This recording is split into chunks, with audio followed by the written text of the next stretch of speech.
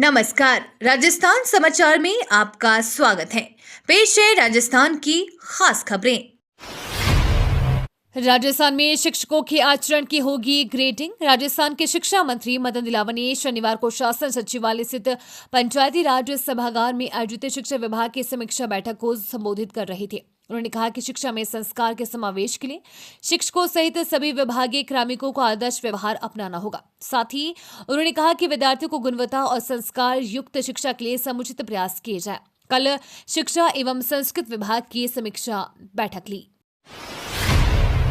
जिस व्यक्ति ने अपने पिता के हत्यारों को माफ किया वो धक्का मुक्की नहीं कर सकता। राजस्थान की राजधानी जयपुर के सिविल लाइंस में स्थित मुख्यमंत्री आवास का घेराव करने के लिए सैकड़ों युवा इस वक्त शहीद स्मारक पर इकट्ठा है।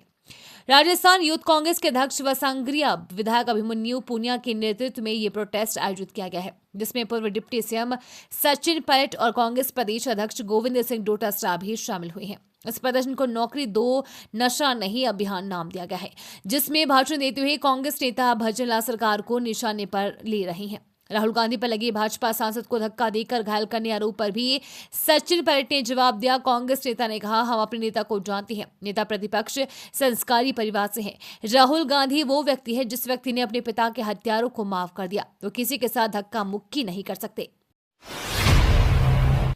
नई पाइपलाइन बिछाने के नाम पर हो रही शहर की दुर्दशा। इस सरदा परियोजना के तहत दौसा शहर को पानी की नई पाइपलाइन से जोड़ा जा रहा है। करोड़ों की लागत से यह परियोजना शहर की प्यास बुझाने का वादा करती है, लेकिन इसके नाम पर शहर को अनदेखा छोड़ दिया गया है। ठेकेदार फर्म और संबंधित विभाग की लापरवाही ने शहर की सड़कों को खंडर बना दिया है। शहर की शिव कॉलोनी में पानी की पाइपलाइन डालने के दौरान जेसीबी से सड़कें तोड़ दी गई है, जिससे पहले यहां बिछाई हुई पानी की लाइनों को नुकसान पहुंचा। शिकायतें जलदाय विभाग के जेईएन से लेकर एससीई तक गई है, लेकिन किसी ने संज्ञान नहीं लिया। नतीजन हाल ही में हुई पानी सप्लाई के दौरान हजारों लीटर पानी नालियों में बह गया। यूज्ड कारों पर 6% जीएसटी बढ़ा। स्वर्ण नगरी जैसलमेर में शनिवार को हुई जीएसटी काउंसिल की बैठक में ईवी सहित पुरानी कारों की बिक्री पर जीएसटी 12% से बढ़ाकर 18% किए जाने का बड़ा निर्णय लिया गया है। इंश्योरेंस पॉलिसीज पर जीएसटी रेट को लेकर काउंसिल ने इस बैठक में कोई निर्णय नहीं लिया है। बैठक में हेल्थ, एजुकेशन और फूडिंग सेक्टर से जुड़े कुछ अहम फैसले हुए हैं। मीटिंग के बाद प्रेस कॉन्फ्रेंस में वित्त मंत्री निर्मला सीतारमण ने बताया कि हेल्थ और लाइफ इंश्योरेंस से जीएसटी घटाने को लेकर अभी कोई फैसला नहीं हुआ है। इस पर मंत्री समूह को और काम करना है। वित्त मंत्री ने कहा कि इंश्योरेंस पर जीएसटी रेट कम करने से ही काम नहीं होगा, इसके कितने स्लैब्स होंगे इसे लेकर भी फैसला होना है। रेगुलेटरी अथॉरिटी की रिपोर्ट आने के बाद ही इस पर फैसला होगा। 447 नव आरक्षकों ने ली देश सेवा की शपथ। सहायक प्रशिक्षण केंद्र सीमा सुरक्षा बल जोधपुर में बैच संख्या 258, 259 और सीमांत मुख्यालय के अंतर्गत पीटीएस 3 के 447 नव आरक्षकों की दीक्षांत परेड का आयोजन किया गया। समारोह में नव आरक्षकों ने भारतीय संविधान के प्रति कर्तव्य निष्ठा रहकर देश की एकता और अखंडता को बनाए रखने की शपथ ली। राजस्थान में जेल प्रहरी के ढेरों पदों पर भर्ती। राजस्थान कर्मचारी चयन बोर्ड ने प्रहरी पदों पर भर्ती निकाली है। जल्द ही इन पदों के लिए आवेदन प्रक्रिया चालू होगी। इच्छुक और योग्य उम्मीदवार आधिकारिक वेबसाइट पर जाकर इन रिक्तियों के लिए आवेदन कर सकेंगे। आधिकारिक कार्यक्रम के अनुसार आरएसएमएसएसपी जेल प्रहरी भर्ती के लिए पंजीकरण प्रक्रिया 24 दिसंबर से शुरू होगी और 22 जनवरी को समाप्त होगी। परीक्षा 9 अप्रैल से 12 अप्रैल तक आयोजित होने वाली है। गरीब नवाज की मजार पर साल भर चढ़ने वाला संदल 31 दिसंबर को उतरेगा।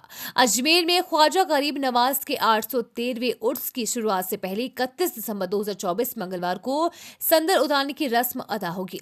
चांद दिखने के साथ ही गरीब नवाज के सालाना उर्स की शुरुआत हो जाएगी और इसी दौरान 6 दिन के लिए जन्नती दरवाजा खोला जाएगा। चांद दिखाई देने पर 1 या 2 जनवरी से उर्स की विधिवत शुरुआत होगी। वैसे उर्स की अनौपचारिक शुरुआत 28 दिसंबर को बुलंद दरवाजे पर झंडा चढ़ने के साथ हो जाएगी और इसके बाद से भी दरगाह में जायरीन की भी आवक बढ़ जाएगी। बाबा साहब मामले में गृह मंत्री अमित शाह का विरोध। केंद्रीय गृह मंत्री अमित शाह द्वारा बाबा साहेब भीमराव अंबेडकर को लेकर दिए गए बयान के बाद जिला कांग्रेस कमेटी के नेतृत्व में दर्जनों कांग्रेस जनों ने कलेक्टर कार्यालय के बाहर विरोध प्रदर्शन कर दिया। उनका पुतला भी फूंका गया। इस दौरान गृह मंत्री अमित शाह से इस्तीफा देने की मांग भी की गई। कांग्रेस जिला अध्यक्ष अजीज दर्द ने कहा कि संसद में गृह मंत्री अमित शाह ने बाबा साहेब भीमराव अम्बेडकर को लेकर जो अशोभनीय शब्द कहे हैं वो गलत है। गृह मंत्री अपने शब्दों को वापस ले, साथ ही वो अपने पद से इस्तीफा दे।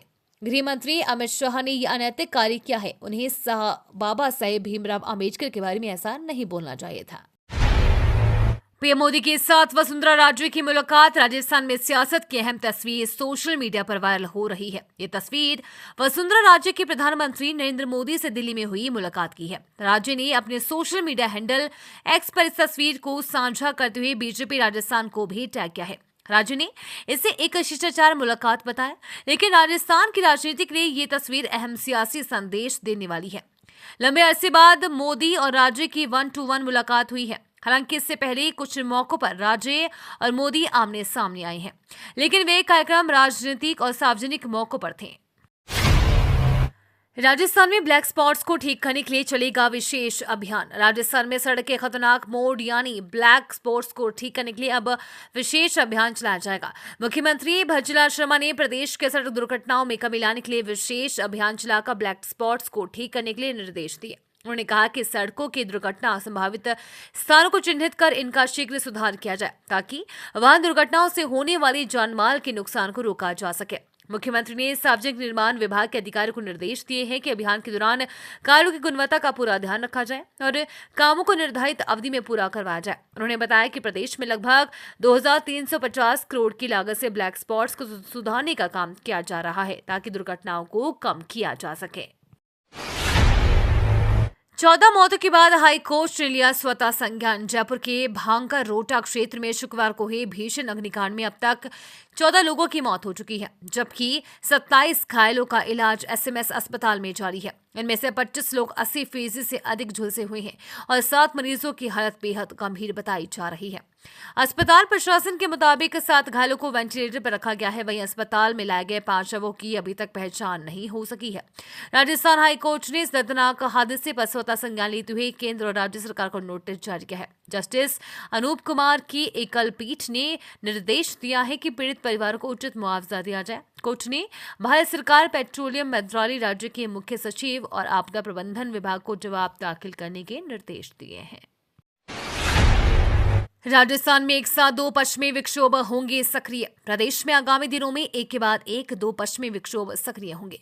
इसके असर से बादल छाए रहने और मावठ गिरने के आसार है। इसमें सर्दी का असर और तेज होगा। इसके लिए मौसम विभाग ने चेतावनी जारी की है। मौसम विभाग के अनुसार एक कमजोर पश्चिमी विक्षोभ के प्रभाव से 23-24 दिसंबर को राज्य में उत्तरी व पूर्वी भागों में कहीं कहीं हल्की बारिश होने व आंशिक बादल छाए रहने की संभावना है। उसके बाद एक और पश्चिमी विक्षोभ 26-27 दिसंबर के दौरान राज्य के कुछ भागों में सक्रिय होने की प्रबल संभावना है।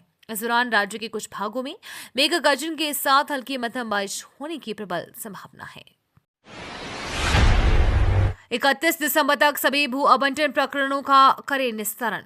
मुख्यमंत्री भज्जूलाल शर्मा ने बजट घोषणाओं से संबंधित भू आवंटन के शेष प्रकरणों का त्वरित निष्पादन करने के निर्देश दिए हैं। सीएम भज्जूलाल ने 31 दिसंबर 2024 तक की अवधि में प्रकरणों के लिए भूमि चिन्हीकरण, चिन्हित भूमि के प्रस्ताव संबंधित विभाग को भिजवाने एवं भूमि आवंटन की प्रक्रिया को पूरा करने के निर्देश दिए। सीएम शर्मा ने कहा कि इन कार्यों में किसी भी स्तर पर कोताही बर्दाश्त नहीं की जाएगी। राजस्थान के भाजपा नेताओं को दिल्ली दौड़, मंत्रिमंडल में फेरबदल की सुगबुगाहट तेज। राज्य की भज्जूलाल सरकार के मंत्रिमंडल में फेरबदल और विस्तार की चर्चाओं का बाजार गर्म है। बुधवार को सीएम भज्जूलाल दिल्ली के दौरे पर हैं, जहां उनकी पार्टी के बड़े नेताओं से मुलाकात हुई। इस मुलाकात को लेकर प्रदेश के सियासी हलकों में मंत्रिमंडल में फेरबदल की चर्चा हो रही है। बताया जा रहा है कि सीएम मंत्रियों का रिपोर्ट कार्ड लेकर दिल्ली गए थे। उधर पूर्व सीएम वसुंधरा राजे ने भी एक दिन पहले प्रधानमंत्री नरेंद्र मोदी से मुलाकात की। ऐसे में अब दिल्ली के दोनों नेताओं के बीच दौड़ और गलियारों में चर्चाओं का बाजार गर्म हो गया है।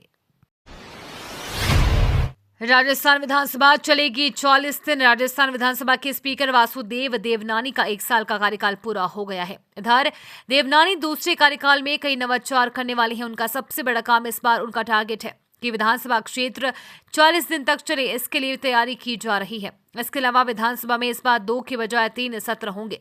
विधानसभा में पूछे गए सवालों को इग्नोर करने वाले अफसरों की अब खैर नहीं होगी। इसको लेकर देवनानी ने अपने पहले कार्यकाल की वर्षगांठ पर मीडिया के बीच विस्तार से अपना नया एक्शन प्लान बताया है।